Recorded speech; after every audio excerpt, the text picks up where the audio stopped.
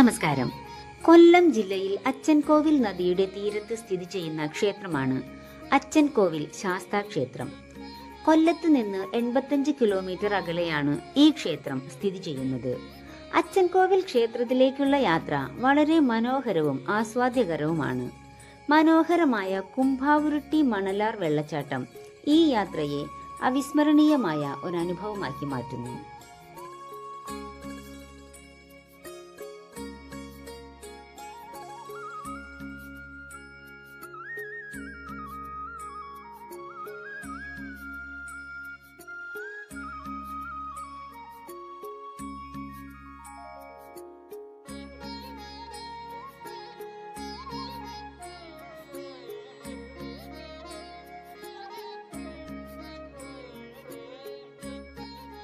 അച്ചൻകോവിൽ ക്ഷേത്രത്തിന്റെ കമാനമാണിത്.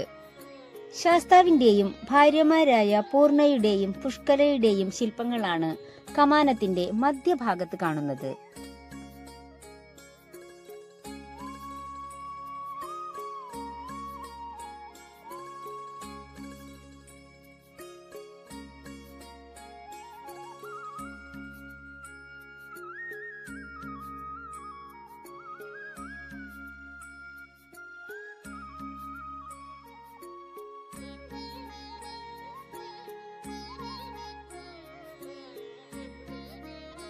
ശബരിമലയിലേതുപോലെ അച്ചൻകോവിൽ ക്ഷേത്രത്തിനും 18 പടികളാണുള്ളത്.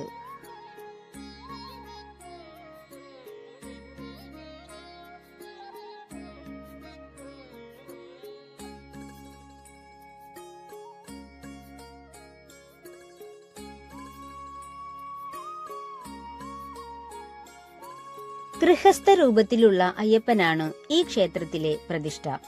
ഈ വിഗ്രഹം പരശുരാമൻ നേരിട്ട് പ്രതിഷ്ഠിച്ചതാണെന്നാണ് വിശ്വസിക്കപ്പെടുന്നത്.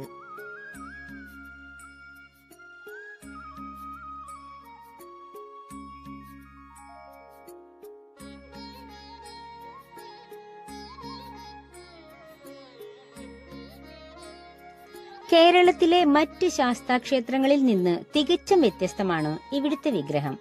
രുദ്രാക്ഷശില എന്നാണ് ഇവിടുത്തെ വിഗ്രഹം അറിയപ്പെടുന്നത്.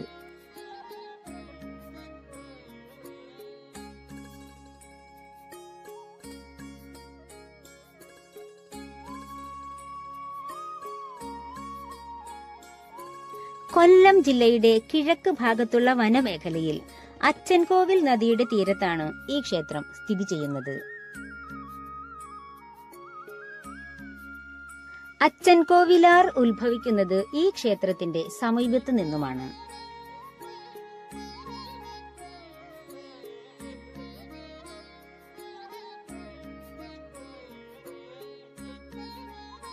അയ്യപ്പന്റെ 5 പ്രധാന ക്ഷേത്രങ്ങളിൽ ഒന്നാണ് അച്ചൻകോവിൽ.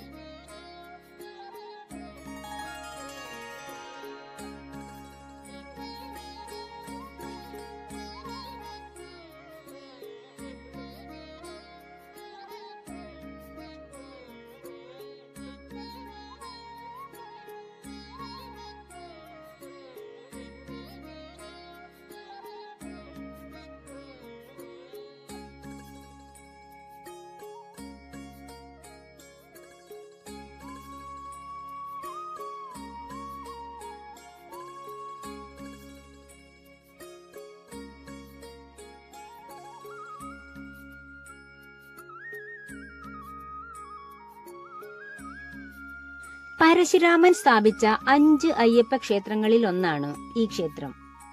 തമിഴ്നാട്ടിലെ ആചാരങ്ങൾക്ക് സമാനമാണ് ഈ ക്ഷേത്രത്തിലെ ആചാരങ്ങൾ.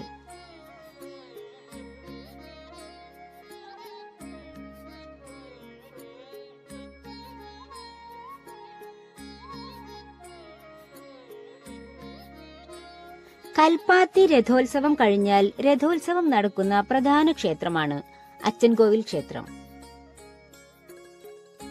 വലതു കൈപ്പത്തിയിൽ ചന്ദനവും തീർത്ഥവും എപ്പോഴും സൂക്ഷിക്കുന്നു എന്നതാണ് ഈ ക്ഷേത്രത്തിലെ അയ്യപ്പ വിഗ്രഹത്തിന്റെ പ്രത്യേകതയായി കാണപ്പെടുന്നത്.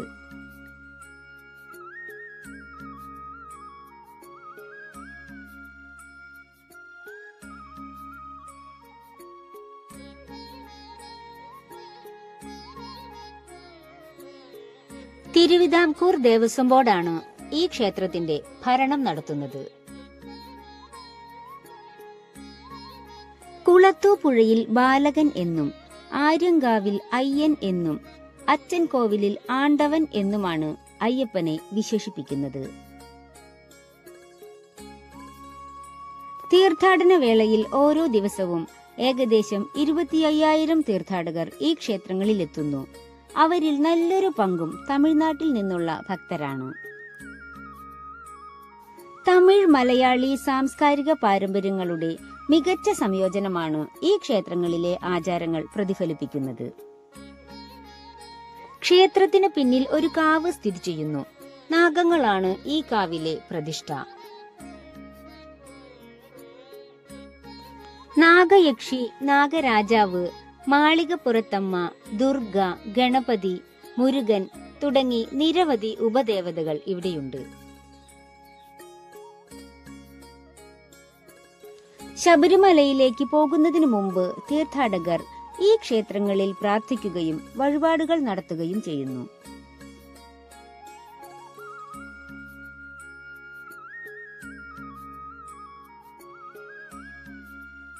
കൊല്ലവർഷം 1106 മകരം 12-നാണ് ഈ ക്ഷേത്രത്തിലെ പ്രതിഷ്ഠ നടന്നത് എന്നാണ് വിശ്വാസം.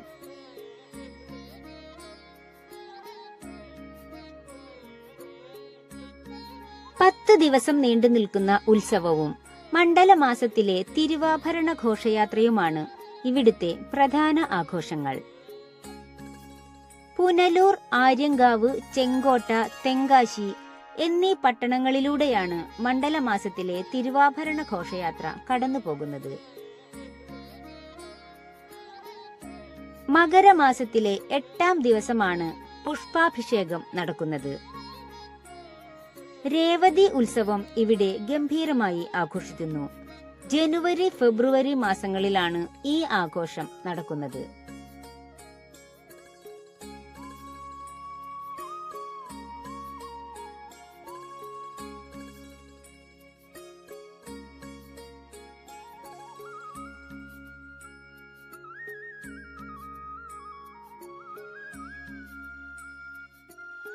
അയ്യപ്പന്റെ അടുത്ത സുഹൃത്തായ കറുപ്പസ്വാമിയെ പ്രസാദിപ്പിക്കാൻ കറുപ്പനൂട്ട് വഴിപാട് നടത്തുന്നു. മഹിഷി നിഗ്രഹത്തിന് മണികണ്ഠനെ സഹായിക്കാൻ സൃഷ്ടിച്ച ഭൂതഗണമാണ് കറുപ്പൻ.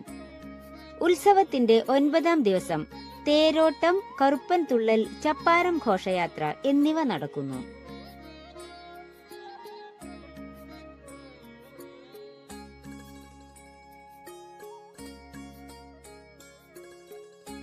ഈ ക്ഷേത്രം സ്ഥിതി ചെയ്യുന്നത് കേരള തമിഴ്നാട് അതിർത്തിയിലായതുകൊണ്ട് ഇവിടെ വരുന്ന സന്ദർശകരിൽ ഭൂരിഭാഗവും തമിഴ്നാട്ടിൽ നിന്നുള്ള ഭക്തരാണ്.